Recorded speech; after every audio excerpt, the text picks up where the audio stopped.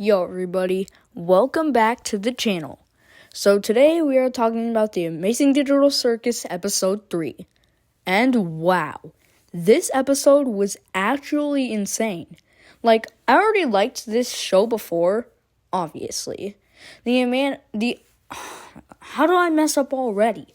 The animation is good, the characters are fun, and the humor is super weird in the best way possible. But episode 3 honestly felt different, in a good way. This was the first episode where I finished watching and just sat there for a minute thinking, dang, that actually hit hard. Because this episode somehow managed to be funny, emotional, creepy, and intense all at the same time. And the crazy part is, it all worked. Nothing felt messy. Nothing felt rushed. Everything flowed perfectly. The pacing was so good. Every scene moved the story forward. Every joke landed. Every emotional moment had enough time to breathe. And honestly, I think this might be the best episode of the show. Well, from what I've seen so far. So today, we're going to talk about why episode 3 worked so well. Why Karen absolutely stole the show. Why the angel thing was nightmare fuel. And why this episode proves the series is only getting better. Okay, anyways, so today, let's get into it. One of the biggest reasons this episode worked so well was definitely the pacing. And I know pacing might sound like one of those fancy review words people throw around to sound smart. But seriously, this episode handled it perfectly. This episode never felt slow, but it also never felt rushed. That is really hard to do. A lot of shows either move too fast and never give emotional moments time to hit, or they move too slow and scenes start dragging forever. But this episode balanced everything almost perfectly. And the comedy scenes were quick and funny. The creepy scenes had enough time to feel uncomfortable. And the emotional moments actually got room to breathe. Nothing overstayed its welcome. Every time this episode switched tones, it felt natural. And that's important because this show changes tone fast. 1 second, there's a goofy joke happening, and then 5 seconds later, the episode suddenly becomes psychological horror. But somehow it works. That's honestly one of the coolest things about this show. It can jump between comedy and horror without feeling weird. And episode 3 might be the best example of that so far. Because this episode was a genuinely funny, but also genuinely disturbing episode. And somehow also pretty emotional. That should not work, but it does. I think another reason this episode works so well is because the characters are finally starting to feel deeper. In the first episodes, everybody was already entertaining. But now, it feels like we're really learning who these people are underneath all the chaos. And episode 3 especially did a great job with that. The characters felt more human here. Even with all the cartoon insanity happening around them, the emotions felt real. You could understand how tired they are, how stressed they are, how scared they are. And honestly, that makes the horror hit even harder. Because now we actually care about these people. The show is getting really good at making the characters feel believable emotionally, even though the world itself is completely insane.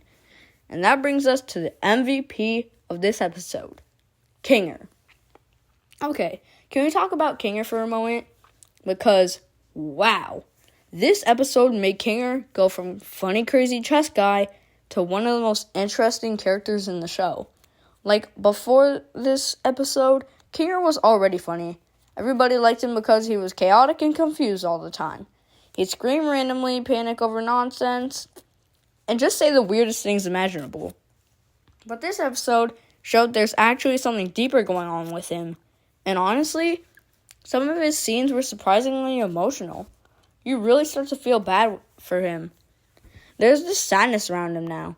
Like, underneath all the jokes and craziness, you can tell he's carrying a lot emotionally. And I think that's why so many people love him now. He's funny, but he's also tragic. That combination always creates great characters, because now every goofy thing he says feels a little different. You realize he might act weird because he's genuinely struggling mentally, and that makes him feel really human. Honestly, this episode probably made Kinger most people's favorite character. I've already seen tons of people talking about him online after this episode. And honestly, I get it. He completely stole the show. Now, personally, my favorite character is still Bubble. I'm sorry. I know Kinger had emotional development and amazing scenes and all that, but Bubble is simply too powerful. Bubble is the funniest character in this entire show. I'll say it. The thing I love about Bubble is that Bubble barely does anything important. Bubble just appears, says the most insane thing imaginable, and leaves. And somehow it's always hilarious. It's honestly impressive. But Bubble has the energy of that one friend who says something completely random during a serious moment and somehow makes everybody laugh. Also, Bubble just sounds funny. Everything he says makes it 10 times funnier because of his voice. I mean, come on. Bubble could be reading a grocery list and I'd still laugh. And honestly, I need more Bubble screen time immediately. This is a serious issue.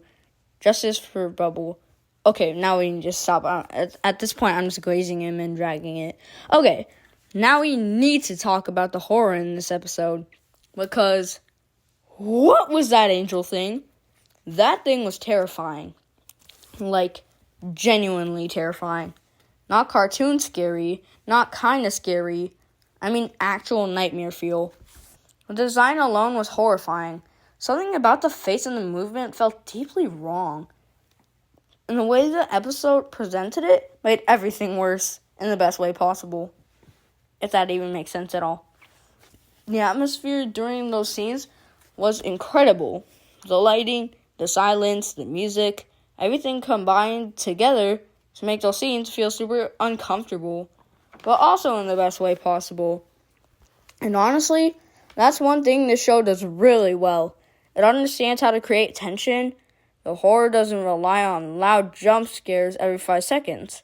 Instead, it creates this tension that slowly builds up. And the angel scene absolutely nailed that. There were moments where I genuinely felt nervous watching, which is crazy because this is technically still a colorful animated web series with silly cartoon characters, but somehow still becomes genuinely disturbing, and I love it. The horror also works because the world itself already feels unstable. Nothing in the digital circus feels safe. The rules barely make sense. Reality changes constantly. So when scary things happen, it feels like literally anything can happen next. And that unpredictability makes the horror stronger.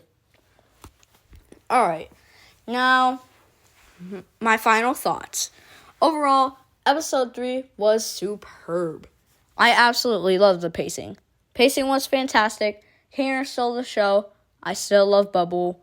The drama, the humor, the emotional moments, the horror, everything worked so well, which is really hard to do. Which is probably the biggest reason why I think this episode is probably the best so far. Even better than the pilot, and I love the pilot. So now, I want to hear from you. What's your favorite thing about episode 3? Let me know in the comments. And yeah, goodbye everybody. Alright, now we are in the end card. I really don't have much to say other than a few other shout-outs. Their names are at the top. Also, our channel has been, my channel has been growing a lot lately. And when I mean by a lot, I mean a lot.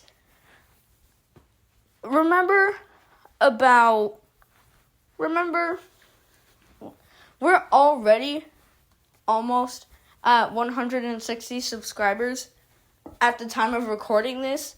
This was recorded on Sunday, May 17th. And we have about 157, 158 already. Last week, we had like 120. That kind of growth in 1 week is kind of insane. And I couldn't thank you enough. Well, I mean, I could, but no. Anyways,